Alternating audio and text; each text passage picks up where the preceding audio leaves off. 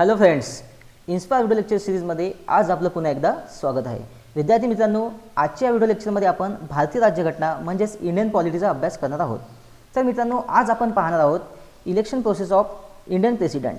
Okay, election process of the Indian president म्हणजेच जे भारतातील राष्ट्रपती असतात, आपले जे राष्ट्रपती असतात त्यांची निवडणूक कशा प्रकारे होते त्यांचा आपण अभ्यास करणार आहोत. तर आपल्याला माहितीच आहे आपल्या जे प्रेसिडेंट आहेत ते कोण आहेत, भारताचे प्रेसिडेंट. तर ते सध्या आहेत रामनाथ कोविंद, राईट ना. तर मित्रांनो, याआधी आपण आपले जे प्रेसिडेंट आहेत यांची जागा आपल्या इंडियन कॉन्स्टिट्यूशनमध्ये कुठं आहे हे आपल्याला माहीत असणं गरजेचं आहे. तर चला पाहूयात. तर सर्वात आधी मित्रांनो, आपल्या इंडियन कॉन्स्टिट्यूशनमध्ये आर्टिकल 52मध्ये असं सांगितलं गेलं आहे की there shall always be a president of India. Okay, म्हणजेच आपल्या भारतामध्ये प्रेसिडेंट हा ऑलवेज असेल. ओके, अंडर आर्टिकल 52 असं सांगितलं आहे आपल्या कॉन्स्टिट्यूशनने, आपल्या कॉन्स्टिट्यूशनमध्ये असं नमूद आहे. ओके, नंतर मित्रांनो, आपले जे प्रेसिडेंट असतात ते कशाचा भाग असतात, तर ते युनियन एक्झिक्युटिव्हचा भाग असतात. म्हणजेच जे कार्यकारी मंडळ आहे त्याचा भाग असतात. मित्रांनो, आपली जे पार्लिमेंट आहे ते 3 कार्यकारी मंडळांमध्ये डिवाईड होते. ओके, त्यातील जे पहिलं असते ते कार्यकारी मंडळ असते, नंतर कायदे मंडळ आणि न्याय मंडळ. ओके, तर अशा प्रकारे हे 3 मंडळ असतात. तर हे एक्झिक्युटिव्ह जे मंडळ असते हे खूप महत्त्वाचं आहे, त्याला आपण युनियन एक्झिक्युटिव्ह म्हणतात. तर हे जे कन्सिस्ट असते युनियन एक्झिक्युटिव्हमध्ये, तर कुठकुठल्या लोकांचा कुठकुठल्या पोझिशनचा यामध्ये समावेश होतो ते आपण पाहूयात. तर त्यामध्ये आपले इंडियाचे भारताचे प्रेसिडेंट आहेत त्यांचा पहिला नंबर असेल, नंतर व्हाईस प्रेसिडेंट असतील, right. Third one is prime minister आपले, नंतर काउन्सिल ऑफ मिनिस्टर आणि अटॉर्नी जनरल. ओके, तर अशा प्रकारे हे 5 लोक जे असतात ते युनियन एक्झिक्युटिव्हमध्ये समावेश होतो. तर मित्रांनो, आता यामध्ये आपण प्रेसिडेंट बघणार आहोत, त्याचबरोबर त्यांचं प्रेसिडेंटचं इलेक्शन कसं होतं आणि त्यामध्ये कुठकुठले क्वालिफिकेशन असतात प्रेसिडेंट इलेक्शनसाठी. जर तुम्हाला इलेक्शनमध्ये प्रेसिडेंटच्या इलेक्शनसाठी उभं राहायचं आहे, निवडणुकीसाठी उभं राहायचं आहे, तर तुम्हाला काही क्वालिफिकेशन आहेत, त्यामध्ये तुम्ही त्या क्वालिफिकेशनला तुम्ही सॅटिस्फाईड झाले पाहिजेत, राईट. तर ते क्वालिफिकेशन कुठकुठले आहेत ते आपण पाहूयात. तर मित्रांनो, जे पहिलं क्वालिफिकेशन आहे ते आहे should be a citizen of India. म्हणजे जो व्यक्ती प्रेसिडेंट राष्ट्रपतीसाठी उभा राहील निवडणुकीमध्ये, राईट, तर तो का राहील, तो सिटिझन ऑफ इंडियाच असेल. ओके, तो जर इतर देशातील सिटिझन असेल तर त्याला निवडणूक लढता येणार नाही. त्याचबरोबर completed 35 years, okay, of age, completed 35 years of age, म्हणजे त्याचं वय जे आहे ते 35 वर्ष कंप्लीट झालेलं असलं पाहिजे. त्याचबरोबर qualified for election of Lok Sabha, तो व्यक्ती लोकसभेच्या इलेक्शनला क्वालिफाईड असला पाहिजे. नंतर should not hold any office of profit, त्याने कुठलं बी ऑफिस ऑफ प्रॉफिट आता सध्या जेव्हा तो उभा राहील तेव्हा त्याने शूड होल्ड केलं नसलं पाहिजे, म्हणजे तो रुजू नसला पाहिजे कुठल्याही ऑफिस ऑफ प्रॉफिटमध्ये, राईट. त्याचबरोबर ॲटलिस्ट जर त्याला निवडणूक लढायची असेल तर त्याला 50 प्रपोजल्स लागतील. ओके, म्हणजेच त्याला 50% हे काय वोट लागतील जर त्याला निवडणूक लढायची असेल तर, म्हणजे निवडणूक जिंकायची असेल तर त्याला 50% मिनिमम वोट्स लागतील, किंवा त्यापेक्षा जर जास्त भेटले तर तो जिंकणार, पण त्यापेक्षा जर 50%पेक्षा कमी भेटले तर तो जिंकू शकत नाही. ओके, तर अशा प्रकारचे हे क्वालिफिकेशन आहेत मित्रांनो आपल्या भारतीय राष्ट्रपतीसाठी. जे भारताचे राष्ट्रपती आहेत की निवडणुकीमध्ये जर तुम्हाला उभं राहायचं असतील तर हे आहेत काही क्वालिफिकेशन. जर हे क्वालिफिकेशन त्यांचे जे सॅटिस्फाईड असतील तर निवडणूक आयोग काय करते, त्यांना आपलं राष्ट्रपतीसाठी ते त्यांना तिकीट देतात, राईट. नंतर मित्रांनो, हे जे राष्ट्रपतीचं इलेक्शन आहे त्यामध्ये कुठकुठले लोक उभे राहू शकतात. ओके, हे आपण पाहिलं आहे, बरोबर. आता आपण पाहूया मित्रांनो की कोण कोण त्यामध्ये वोट करतं, राईट. आपण त्यामध्ये कोण कोण वोट करू शकते. तर मित्रांनो, त्यामध्ये जे मेंबर ऑफ पार्लिमेंट असतात, म्हणजेच लोकसभा मेंबर्स, राईट, त्याला आपण MLA म्हणतो, MP म्हणतो, मेंबर ऑफ पार्लिमेंट. तर ते आपले वोट करू शकतात. म्हणजेच यामध्ये जे आपले राहुल गांधी आहेत ते सध्या आपल्या प्रेसिडेंट इलेक्शनमध्ये सहभागी होऊ शकतात, तिथं ते वोट करू शकतात. त्याचबरोबर जे राज्यसभा मेंबर आहेत जसे शरद पवार, ओके, ते जे राज्यसभा मेंबर आहेत ते पण प्रेसिडेंटच्या वोटिंगमध्ये सहभागी होऊ शकतात, ते पण प्रेसिडेंट इलेक्शनमध्ये वोट करतात. त्याचबरोबर आपले जे लेजिस्लेटिव्ह असेंब्ली असतात आणि including Delhi and Pondicherry union territories, okay, कुठकुठले स्टेट असेंब्लीचे जे लेजिस्लेटिव्ह मेंबर असतात म्हणजे जे आपले MLA असतात, त्याचबरोबर जे हे आहेत युनियन टेरिटरी आहेत दिल्ली आणि पॉंडिचेरी, त्यातील मेंबरसुद्धा हे सर्व मेंबर्स काय असतील आपल्या प्रेसिडेंट इलेक्शनमध्ये सहभागी होऊ शकतील. म्हणजेच यामध्ये जे योगीजी आहेत ते पण वोट करू शकतात. त्याचबरोबर जे युनियन टेरिटरीचे मुख्यमंत्री आहेत सध्या दिल्लीचे केजरीवाल, ते पण वोट करू शकतात. ओके, तर मित्रांनो, हे झाले सर्व वोट कोण करू शकते. नंतर असतात nominated member of Rajya Sabha. Okay. तर हे जे राज्यसभा आहेत, आता हे मेरी कॉम्स आहेत. ओके, हे मेरी कॉम जे आहेत त्या बॉक्सेस आहेत. ओके, तर मित्रांनो ह्या ज्या आहेत हे सध्या नॉमिनेटेड मेंबर आहेत राज्यसभेच्या. तर मग ह्या राज्यसभेच्या नॉमिनेटेड मेंबर त्याचबरोबर लोकसभेच्या नॉमिनेटेड मेंबर्स हे लोक वोट करू शकतात का प्रेसिडेंटच्या इलेक्शनमध्ये? तर मित्रांनो हे वोट करू शकत नाही, हे तुम्ही लक्षात ठेवा. ओके मित्रांनो, या घटकांवरती वारंवार आपल्याला प्रश्न विचारले जातात की खालीलपैकी कोण लोक प्रेसिडेंटच्या इलेक्शनमध्ये सहभागी होऊ शकतात. असे प्रश्न आपल्याला वारंवार MPSC UPSC ओके संयुक्त परीक्षेमध्ये अशा विविध परीक्षांमध्ये आपल्याला हे प्रश्न बघायला मिळतात. तर मित्रांनो यामध्ये तुम्हाला लक्षात राहील ठीक आहे की कशा प्रकारे कोण कोण वोट करू शकतं. त्याचबरोबर कोण वोट करू शकतं त्यामध्ये MLA वोट करू शकतात जे स्टेटचे असतील राईट, जे इलेक्टेड असतील. त्याचबरोबर जे युनियन टेरिटरीजचे जे मेंबर आहेत ते पण वोट करू शकतील. ओके, पण लेजिस्लेटिव्ह असेंब्लीचे फक्त. ओके, त्याचबरोबर जे राज्यसभेचे मेंबर आहेत ते पण वोट करतात आणि जे लोकसभेचे मेंबर आहेत ते पण वोट करतात. पण यामध्ये राज्यसभा लोकसभा जे नॉमिनेटेड जे मेंबर असतात ते वोट करू शकत नाही. हे विद्यार्थी मित्रांनो तुम्ही लक्षात ठेवा. ओके, तर आता आपण नेक्स्ट पाहूयात तर व्हॅल्यू ऑफ वोट का असते. ओके, तर ते आपण पाहूयात. तर सर्वात आधी मित्रांनो आपण जे वोटर्स आहेत त्यांच्या वोटची व्हॅल्यू काढणार आहोत. ओके, तर त्याआधी आपण आधी स्टेटचे जे MLA असतात त्यांची व्हॅल्यू काढू, नंतर MPची व्हॅल्यू काढू. ओके, तर सर्वात आधी आपण कन्सिडर करूया हे आपले फडणवीस साहेब यांच्या वोटची व्हॅल्यू आपण इथं काढूयात. तर मित्रांनो हे आहेत महाराष्ट्राचे MLA. ओके, तर महाराष्ट्रामध्ये एकूण जे पॉप्युलेशन आहे जे व्हॅल्यू काढली जाते त्यासाठी जो सेन्सेक्स आहे तो 1971चा सेन्सेक्स कन्सिडर केला गेला आहे. त्यानुसार आपली जी पॉप्युलेशन होती 1971ला ती होती 5,04,12,235 राईट, एवढी पॉप्युलेशन होती. आणि एकूण जे आमदार आहेत ते किती आहेत 288. ओके, एवढे आमदार आहेत. तर मित्रांनो यांचं जे व्हॅल्यू ऑफ MLA आहे त्याचं एका MLAचं जी व्हॅल्यू आहे वोटचं ते कसं आहे, ते कशा प्रकारे काढलं ते आपण पाहूयात. तर टोटल पॉप्युलेशन किती आहे तर एवढी आहे राईट. त्याला डिवायडेड असतात 288 आणि मल्टिप्लाय करतात 1/1000ने. ओके, म्हणजे त्याला आपण 1000ने काय करतो मल्टिप्लाय करत असतो. तर मित्रांनो जे value of vote of MLA आहे ते काय असते एका MLAची ते येते, मग त्याचं जे ॲन्सर येतं ते असते 175. आता मित्रांनो यामध्ये 1/1000ने याला मल्टिप्लाय काय केलेलं आहे, कारण की जे वोट ऑफ MLAची आहे व्हॅल्यू जी आहे वोटची हे 1000च्या पटीमध्ये येते. ओके, 1000च्या पटीमध्ये जर समजा तुम्ही फक्त या 2ला 5,04,00,000 समथिंगला डिवाईड केलं 288ने तर त्याची जी व्हॅल्यू येईल ते येईल 175.042. ओके, त्यामुळे काय करतो आपण त्याला मल्टिप्लाय करत आहे 1/1000ने. ओके, तर मित्रांनो मग त्यामुळे हे काय होत आहे त्याचं जे व्हॅल्यू येते ते 175 येते आणि आपल्या कॅल्क्युलेशनसाठी काय होते इझी जातं आहे. त्यामुळे हे असं हा त्याचा फॉर्म्युला आहे. ओके, तर आपली वोटची व्हॅल्यू किती निघाली तर हे व्हॅल्यू निघाली आहे 175. ओके मित्रांनो, तर हे झाली एका MLAच्या वोटची व्हॅल्यू. आता आपल्या महाराष्ट्रामध्ये किती MLA आहेत तर ते आहे 288 राईट.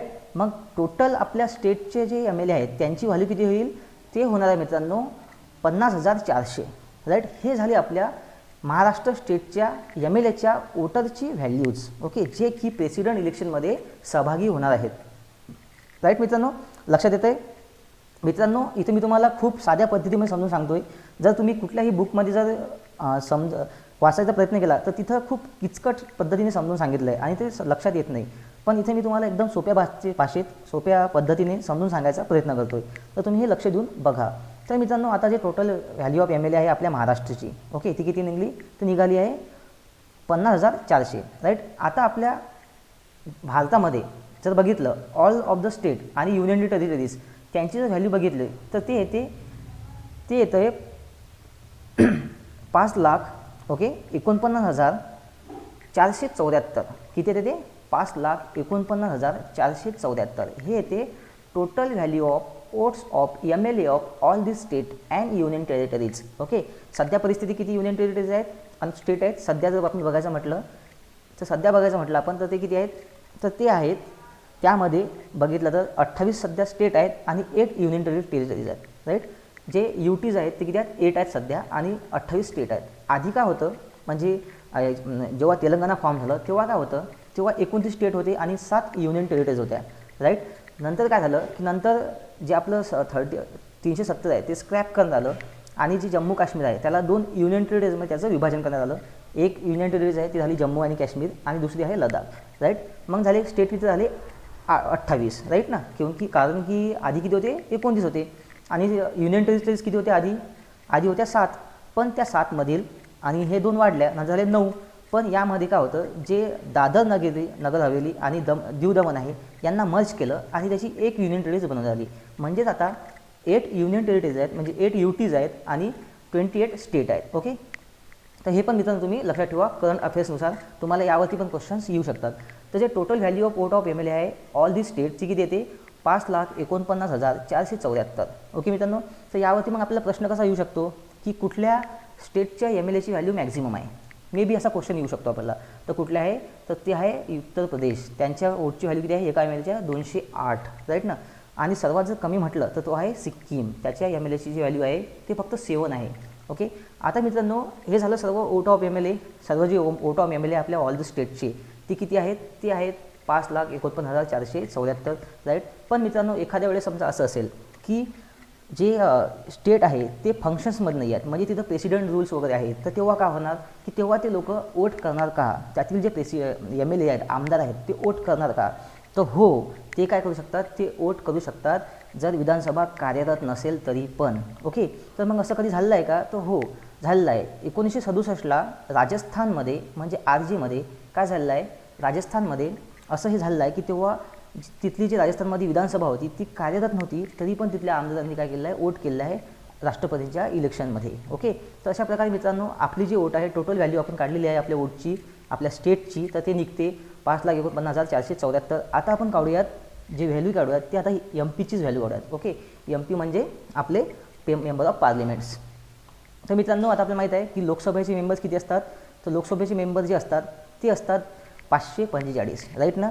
पण आता यामध्ये काय असतात, जे लोकसभामध्ये 2 असतात अँग्लो इंडियन्स, ते नॉमिनेटेड असतात, त्यांना आपण इथं धरू शकत नाही कारण की नॉमिनेटेड जे असतात ते वोट करू शकत नाही. त्याचबरोबर जे राज्यसभा असतात ते असतात ते त्याचमध्ये सुद्धा नॉमिनेटेड जे मेंबर आहेत ते सहभाग घेऊ शकत नाही, त्यामुळे तिथं असतात 233. ओके, जर यांची टोटल केली तर यांचे टोटल होते 776. ओके, मग आता यांचं जर व्हॅल्यू काढायचं म्हटलं तर मग कशी काढावं लागेल आपल्याला की total value of vote of MLA of all the state. Okay, म्हणजे total value of vote of MLA of all the state म्हणजे जे आपण काढली होती आधी ते किती काढली होती 5,49,474.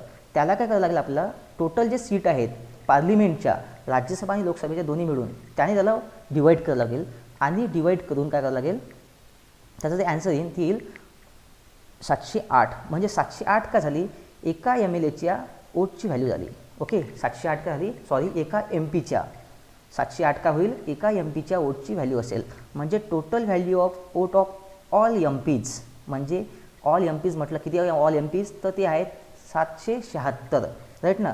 हे जर काढायची म्हटलं आपल्याला तर काय होईल त्याचा फॉर्म्युला, तर total value of vote of 1 MPज जे की निघाली 708 राईट, आणि total value of vote of all MPज राईट ती किती आहेत 776. ओके, म्हणजे सीट राईट ना. फॉर्म्युला लक्षात येतो तुम्हाला, फॉर्म्युला काय आहे त्यामध्ये आपण आधी काय करणार आहोत, आधी काय केलं आपण लक्षात घ्या, आधी आपण केलं त्यामध्ये की जे सर्व मेंबर्स होते त्यांची ॲडिशन केली, ती आली 776 राईट. नंतर आपण जे स्टेटचे वोट काढले होते ऑल दी स्टेट, ओके ना, त्यांचे जे MLAचे वोट्स काढले होते त्या MLAच्या वोट्सला आपण डिवाईड केलं आहे total number of members of parliament right.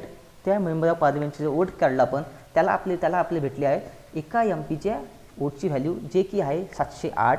नंतर आपण फॉर्म्युल्यामध्ये टाकलं त्याला, जर total value of vote of MP काढायचे असतील आपल्याला तर फॉर्म्युला काय बनेल, तर फॉर्म्युला असा असेल की total value of vote of 1 MP जी की आहे 708 राईट इंटू टोटल MPज म्हणजे जे की आहेत किती आहेत 776. मग यांची जर गुणाकार केला तर ते येतील 4,49,408 राईट. हे झाले यांची आता टोटल व्हॅल्यू ऑफ ऑल MPज. म्हणजेच टोटल व्हॅल्यू ऑफ MPज किती आले 4,49,408 आणि total value of all the state of MLAज ती किती झाली 4,49,474. ओके, हे झालं त्यांचं व्हॅल्यूज. आता त्याला आपण ॲड करूयात. ओके, आता त्याला केलं आपण ॲड आणि टोटल व्हॅल्यू किती होईल, तर टोटल व्हॅल्यू होईल ती आता 10,98,882. ओके, ही झाली टोटल व्हॅल्यू, किती झाली ते 10,98,882. ही झाली total value of all the voters. आता हे काय करतो, आता काय करतील हे लोक ओट्स करतील, म्हणजे हे व्हॅल्यू काय होईल ओट्समध्ये काउंट केली जाईल. आता ते ओट्समध्ये कशा प्रकारे काउंट करायला जाते ते आपण पाहूया. तर आतापर्यंत सध्या आपण काय बघितलं आहे की आपण स्टेटचे जे MLA आहेत त्यांची व्हॅल्यू काढली, सर्व स्टेटच्या MLAची, आणि त्याचबरोबर सर्व जे MP आहेत त्यांची व्हॅल्यूच्या MLAची ओट्सची व्हॅल्यू काढली. आता ही व्हॅल्यू काय होईल, या व्हॅल्यूनुसार काय होईल, आपले प्रेसिडेंट काय असतील पर्सेंटेजमध्ये निवडले जातील. ज्या वोटर्सला, ज्या मेंबर्सला आपल्या या वोट्स व्हॅल्यूपैकी 50% व्हॅल्यू भेटेल, म्हणजे 50% त्याला वोट्स भेटेल, तर ते मेंबर्स काय होतील निवडले जातील, की तो काय होईल, तो प्रेसिडेंट आपल्या भारताचा बनेल. ओके, तर आता आपण ते नेक्स्ट बघूयात. तर आपली जी निवडणूक आहे, जी आपली निवडणूक असते प्रेसिडेंटची, ते कशी आहे, सिंगल ट्रान्सफरेबल वोट. आता सिंगल ट्रान्सफरेबल वोट का असते हे खूप महत्त्वाचं आहे मित्रांनो.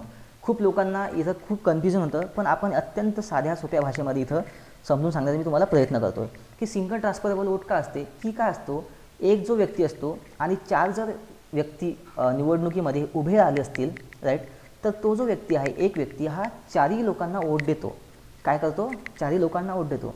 पण ते असते वोटिंग कशी असते, प्रिफरन्शियल असते, म्हणजेच ज्याला पहिल्या नंबरला जो व्यक्ती पाहिजे त्याला तो 1 नंबर देईल, ज्याला किंवा त्याला जर दुसरा नंबर एखादा व्यक्ती पाहिजे असेल त्याला तो 2 नंबर देईल. ओके, आणि तिसऱ्याला 3रा नंबर आणि चौथ्याला 4था नंबर, म्हणजे प्रिफरन्स देईल. तो वोट कसं करेल, प्रिफरन्शियल वोट करेल. ओके, येथे लक्षात, प्रिफरन्शियल 4 लोकांना वोट देईल तो, पण प्रिफरन्शियल की हा मला पहिला, म्हणजे याला मला फर्स्ट चॉईस आहे, याची हा माझा दुसरा चॉईस आहे, तो माझा थर्ड चॉईस आहे आणि तो माझा फोर्थ चॉईस आहे. अशा प्रकारे हे वोट्स करतात. ओके, तर मित्रांनो हे आहेत आपले 4 मेंबर्स की आपण कन्सिडर करूयात. त्यामध्ये आपले रामनाथ कोविंद आहेत. ओके, सर्वांचे आपले हसमुख, भाऊ कदम, नंतर आपल्या विदर्भाची शान गणेश भरतपुरे, आणि सर्वांच्या लाडक्या आपल्या रश्मिका मंदाना, ज्या की ॲक्ट्रेस आहेत साऊथच्या.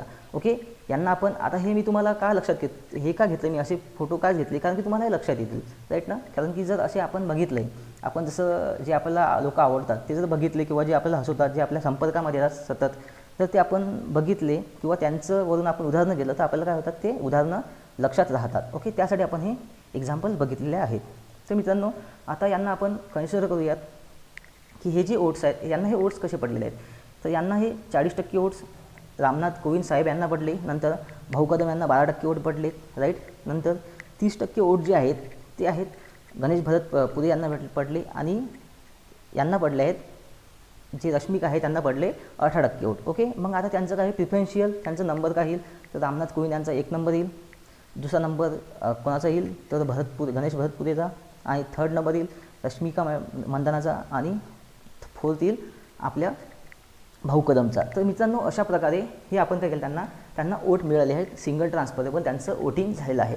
ओके, तर आता यामध्ये काय होतं मित्रांनो, की ज्या व्यक्तीला सर्वात कमी जे वोट आहेत मिळाले आहेत, तो व्यक्ती इथून हे इलेक्शन क्विट करतो. आणि आता काय होईल मग, आणि क्विट केल्यानंतर काय होईल, की त्याचे जे वोट आहेत, राईट, जे 12% वोट आहेत, त्याला ज्या लोकांनी फर्स्ट प्रिफरन्स दिलं होतं ते जे काय होतील वोट, ते वोट डिवाईड होतील. आता ते डिवाईड कसे होतात, समजा 12% वोटमध्ये काही लोक असे असतील की त्यांनी सेकंड नंबर रामनाथ कोविंदाला प्रिफरन्स केलं असेल, चॉईस असतील त्यांची. काही जे वोट असतील त्यांनी सेकंड नंबर रश्मिकाला चॉईस केलं असेल, आणि काही जे मेंबर असतील त्यांनी जो सेकंड मेंबर आहे तो कोणाला चॉईस केलं असेल, ते थर्ड नंबर जो आहे तो सेकंड नंबर तो गणेश भरतपुरेला चॉईस केलं असेल. तर अशा प्रकारे हे काय होतील, त्यांच्या चॉईसनुसार त्यांचे जे वोट आहेत त्यांना डिवाईड होतील. ओके, तर आपण पाहूयात की हे 12 वोट कशा प्रकारे डिवाईड होतील. मग समजा 12पैकी जे वोट्स आहेत जे की प्रिफरन्शियल वोटिंग झाली होती भाऊ कदम यांची, त्यातील काही वोट्स जे आहेत की त्यांनी जे वोट आहे 12% पैकी त्यांचं जे सेकंड प्रिफरन्स होतं, ते समजा काही लोकांचं जे की पकडूया आपण 4% लोकांचं सेकंड प्रिफरन्स होतं, ते होतं रामनाथ कोविंद. त्यातील जे 6% लोक आहेत त्यांचं जे प्रिफरन्स होतं ते होते आपले गणेश भरतपुरे, म्हणजे सेकंड प्रिफरन्स कुणाचं, भाऊ कदमचं. ओके, लक्षात येतं, हे लक्षात ठेवा. नंतर जे 2% वोट्स आहेत ते त्यांनी जे सेकंड प्रिफरन्स होतं ते दिलं आहे त्यांनी रश्मिका मंदानाला. ओके, लक्षात येतं मित्रांनो. ओके, समजून घ्या एक वेळा परत. भाऊ कदमला किती वोट भेटले होते, किती टक्के वोट, 12% वोट भेटले होते, राईट. 12% वोटमधले म्हणजे 12% लोकांचं काय होतं प्रिफरन्स, 1 नंबर कोण होतं, भाऊ कदम होते, राईट. नंतर त्या 12%मधले जे लोक होतील त्यांचे असे पण काही चॉईस असतील की ते सेकंड नंबरमध्ये आहेत, राईट ना, म्हणजे त्यांनी सेकंड नंबरसुद्धा निवडलेला होता.